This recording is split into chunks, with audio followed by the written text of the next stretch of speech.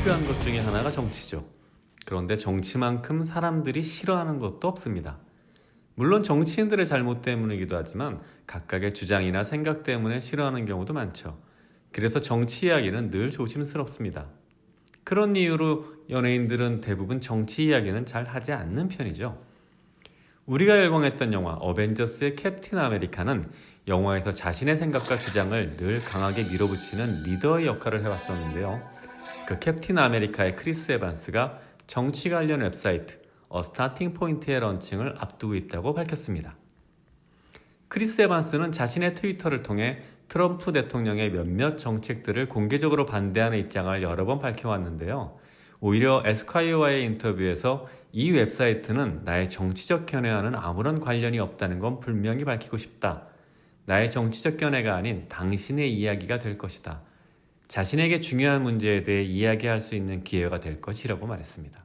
크리스 에반스는 또 어떤 이슈에 대한 서로 다른 양쪽의 주장을 간결한 방식으로 듣기 위해 방문할 수 있는 곳이 없을까 생각해 왔다며 사람들이 간결하게 소화할 수 있는 정보를 원스톱으로 제공할 것이라고 말했습니다. 그러며 이 사이트가 시작되고 운영되어질 때까지 당분간 SNS는 쉬게 될 것이라고 했다는군요. 스타팅 포인트라는 이름의 웹사이트는 곧 160여 명에 달하는 국회의원들의 인터뷰가 공개될 예정이라고 합니다. 정치는 어렵고 더럽고 또 피하고 싶은 소재일지도 모릅니다. 하지만 한 번만 더 생각해보면 정치처럼 우리와 밀접히 연관되어 내 생활과 안정과 인생 전체를 좌지우지할 수 있는 민감한 소재도 없습니다. 때문에 정치에 관심을 갖고 올바른 판단을 할 수 있는 기회를 스스로 갖는다는 것은 매우 중요한 일입니다. 캡틴 아메리카가 세계를 구하기 전에 먼저 미국을 구할 것 같은 생각이 듭니다. 미국과 밀접한 연관을 맺고 있는 우리로서도 꽤나 흥미로운 일인 것 같습니다. 세계를 구해낸 캡틴이 이제 미국을 구해낼 수 있을지 모두 지켜보는 것도 흥미로울 것 같습니다. 영화 신비한 동물사전으로 우리에게 잘 알려진 배우 에즈라 밀러는 한때 함께 출연한 우리나라 여배우 수연의 인종차별 인터뷰에 응대해 수연을 보호함으로써 국내에서 커다란 인기를 끌기도 했었는데요. 그렇게 젠틀하고 매너 있는 그가 이번엔 좀 다른 뉴스로 우리를 찾아왔습니다. 왜 그랬을까요? 이해는 잘 되지 않지만 에즈라 밀러가 여성 팬의 목을 조르고 폭력을 행사했다는 논란에 휩싸였습니다. 버라이어티에 따르면 최근 트위터 등 소셜미디어에서는 밀러로 보이는 한 남성이 여성에게 나와 싸우고 싶어라며 다가가 멱살을 잡고 땅바닥으로 밀어 넘어뜨리는 7초 분량의 영상이 확인되었다고 합니다. 앞서 그 여성은 에즈라 밀러로 보이는 남성에게 넌 나한테도 안 되겠는데 라며 도발성 발언을 했고 그 후에 남성이 여성을 공격하는 모습이 담겨 있습니다. 이 영상에서 여성은 밀러가 나랑 싸우고 싶냐? 네가 원하는 게 그거야? 라고 말하자 이를 농담으로 인식한 듯 웃으며 있었는데요. 이후 남성이 목을 조르고 여성을 밀치자 주변 사람들이 나서서 말리며 영상은 황급히 종료되었습니다. 장소는 아이슬란드 수도 레이캬비크에 있는 술집으로 평소 에즈라 밀러가 자주 찾는 곳이라고 하며 이전에는 이와 유사한 행동을 보인 적이 한 번도 없었다고 하네요. 밀러는 성소수자이자 페미니스트를 자처하며 평소 여성 인권을 강조했던 인물이었기 때문에 이 사건은 여러모로 주목을 받고 있는 것 같습니다. 트위터에서도 실시간 인기 검색어로 에즈라 밀러가 뜨고 관련 영상이 공유되었다고 합니다. 영상에 이 일의 전후가 다 나와 있는 것은 아니기 때문에 자세한 내막은 모르겠습니다만 여러 가지 이유에서 썩 좋아 보이지는 않습니다. 스타도 팬도 서로를 존중하고 배려할 때 더 아름다운 관계로 발전할 수 있는 게 아닌가 싶습니다.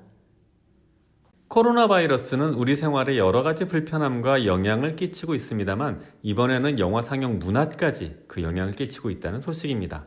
바로 코로나 바이러스의 여파로 드림웍스 애니메이션 트롤 월드 투어가 영화관과 안방극장에서 동시에 개봉한다는 소식입니다.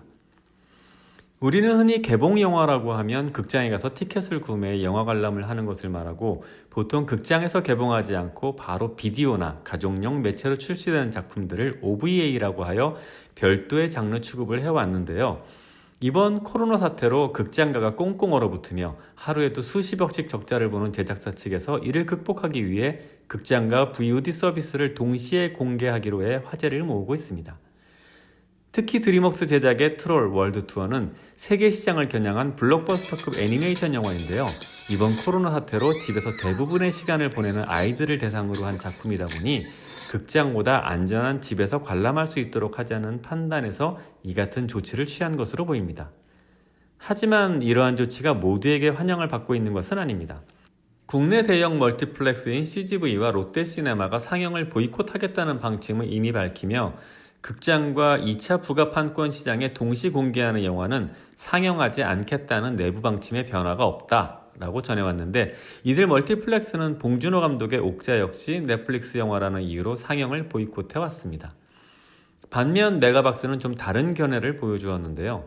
극장 콘텐츠의 다양화와 관객들의 요구를 충족한다는 차원에서 VOD 동시 공개임에도 개봉하기로 했다라고 전해왔습니다. 메가박스는 지난해 10월부터 더 킹 헨리옷의 아이리시맨, 결혼 이야기, 두 교황 등 넷플릭스 영화들을 잇따라 상영하며 기존 방침을 바꾼 바 있습니다. 코로나19 사태가 확산되며 기대를 모았던 신작 사냥의 시간이 극장 개봉 없이 넷플릭스로 직행했고, IPTV로 먼저 공개된 공수도가 뒤늦게 역개봉하는 등 새로운 흐름이 잇따르는 상황에서 대기업인 멀티플렉스들의 대응이 너무 수세적인 것 아니냐는 비판이 나오고 있죠. 많은 것들이 변하고 있습니다. 바꾸는 것이 현명한 것인지 지키는 것이 현명한 것인지는 지금은 알 수 없죠. 단, 시간이 알려줄 것입니다. 코로나 바이러스의 확산으로 늘 제작이 중단되었다, 상영이 중단되었다, 극장 폐쇄 조치가 내려졌다와 같은 뉴스만 전해드려서 오늘은 신작 영화들의 개봉에 좀 초점을 맞췄는데요. 이 영화의 개봉 소식은 아무래도 이견의 여지가 있어 보입니다. 바로 의붓달 성추행 의혹이 불거져 있는 우디 앨런 감독의 새 영화 레이니 데이 인 뉴욕의 국내 개봉 소식입니다. 2017년 말 크랭크업을 마친 이 작품은 뉴욕의 모든 것을 사랑하는 뉴요커 개츠비 역의 티모시 살라메, 영화에 푹 빠진 대학생 기자 애슐리 역의 엘르 페닝, 봄비와 함께 찾아온 새로운 인연 첸 역의 셀레나 고메즈 등 이름만 들어도 기분 좋은 젊은 스타들이 총출동했으며, 이들의 운명 같은 만남과 로맨틱한 해프닝을 뉴욕을 배경으로 우디 앨런 감독 특유의 입담과 해프닝으로 전개해 큰 관심을 받고 있던 작품이었습니다. 하지만 지난 2014년 우디 앨런의 양녀였던 딜런 페로가 7살 때부터 아버지에게 상습적인 성추행을 당했다고 고백한 여파로 북미를 비롯한 해외 여러 나라에서 개봉이 취소되었습니다. 때문에 이를 의식한 듯 지난 7일 티저 포스터와 예고편을 공개하며 홍보를 시작한 레이니 데이 인 뉴욕은 콜미 바이 유어 네임으로 밀레니엄 세대의 아이콘으로 부상한 티모시 살라메의 출연만 대대적으로 광고할 뿐 감독이자 제작자인 우디 앨런의 이름은 찾을 수가 없었습니다. 또한 레이니 데이 인 뉴욕의 뒤늦은 개봉 소식으로 최근 미국에서 논란이 되었던 우디 앨런의 회고록 발간 또한 함께 주목을 받았는데요. 지난 3월 말 AFP통신은 앨런의 회고록 A Purpose of Nothing이 23일 미국 뉴욕에 본사를 둔 출판사 아케이드를 통해 깜짝 출간되었다고도 보도했습니다. 애초 미국의 대형 출판사 아시에트 북그룹에 의해 출간 예정이었던 앨런의 회고록은 지난 3월 초 출판사 직원들과 앨런의 친아들 로넌 페로의 거센 반발에 부딪혀 출판 계획을 백지화했었는데요. 이번에 아케이드 출판사를 통해 출간이 된 것입니다. 이에 대해 아케이드 측은 존경받는 작가이자 영화 감독에게 발언권을 주어야 한다. 우리는 우디 앨런을 침묵시키려는 이들에게 고개 숙이기보다 존경받는 아티스트가 목소리를 높일 수 있게 하고 싶다는 메시지를 전하며 앨런의 회고록 출판 강행에 대한 정당성을 강조했습니다. 우여곡절 끝에 출판된 우디 앨런의 회고록에는 과거 연인 사이였던 할리우드 스타 다이앤 키튼과 헤어진 후 그녀의 자매 2명 모두와 데이트를 한 사실을 고백한 것은 물론 딸 딜런 페로에 대한 성적 학대 혐의 역시 언급되어 있어 더 큰 논란이 예상되는 상황입니다. 이처럼 미성년 양녀에 대한 성추행, 회고록 폭로 등 우디 앨런을 둘러싼 연이은 논란에도 불구하고 레이니 데이 인 뉴욕은 오는 4월 말 개봉을 앞두고 있습니다. 존경받는 아티스트의 목소리를 높일 수 있게 해주고 싶다는 부분에서 한 가지 의문이 드는군요. 그럼 아빠라고 생각했던 사람에게서 평생 씻을 수 없는 상처를 받고 한평생 살아가야 하는 한 인간의 존엄성은 어디에서 목소리를 높일 수 있어야 하는 걸까요? 4월 말 개봉하는 영화의 제목은 레이니 데이 인 뉴욕입니다. 앞으로 지구는 누가 지킬까요? 옛날에는 슈퍼맨이었고 이제는 어벤져스인가요? 그렇다면 질문을 바꿔보겠습니다. 앞으로 어벤져스, 아니 마블 유니버스를 이끌 차세대 리더는 누구일까요? 네, 맞습니다. 바로 스파이더맨의 톰 홀랜드입니다.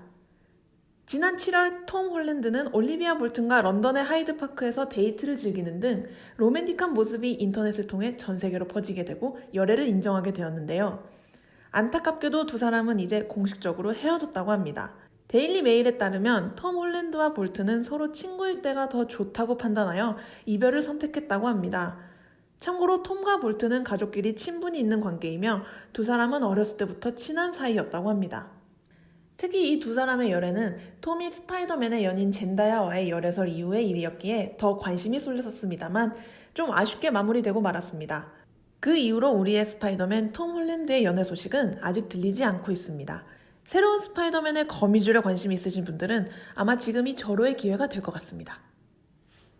세상에는 만남이 있고 헤어짐도 있죠. 스파이더맨은 거미줄에 혼자 매달려 있게 되었고 콜드플레이의 보컬 크리스 마틴은 새로운 인연을 만났습니다. 세상에 말 제일 안 듣는 애들이 청개구리이고 아마 이 사람들도 만만치 않을 것 같습니다. 바로 파파라치들이죠. 웬만하면 돌아다니지 말고 집에서 스스로 격리하라는 지침이 내려진 요즘에도 파파라치들은 결코 쉬지 않고 있습니다. 그로 인해 다코타 존슨과 크리스 마틴 커플의 다정한 모습이 공개되고 말았습니다.